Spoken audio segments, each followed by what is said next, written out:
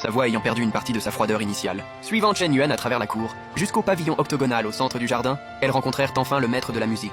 J'étais assis devant la table à sitar, penché, ajustant doucement les cordes. Le soleil illuminait ma silhouette, dessinant des contours aussi doux que le jade. Je savais que le piège que j'avais si soigneusement tendu commençait à fonctionner.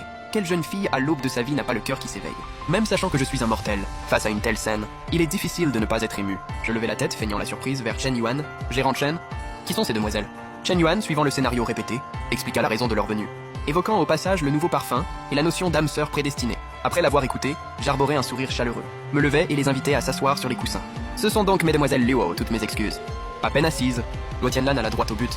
Cher monsieur Chen, nous sommes venus aujourd'hui pour ce parfum unique au monde, et nous avons appris que vous disiez qu'il n'est offert qu'à une âme sœur prédestinée. Puis-je savoir ce que vous entendez par âme sœur prédestinée? Je ne répondis pas directement. Je gardai le silence un instant. Puis d'une voix grave, je commençai.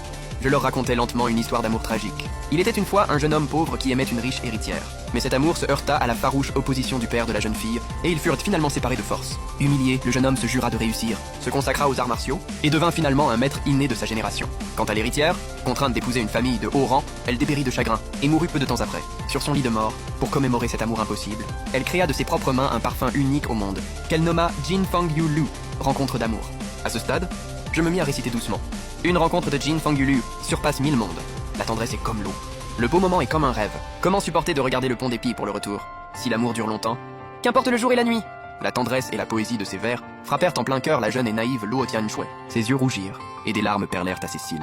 Luo Tianlan, bien que son expression restât calme, avait le regard nettement plus doux. Voyant cela, je me dis que tout allait bien, et je poussai un léger soupir fin, la voix pleine de regret.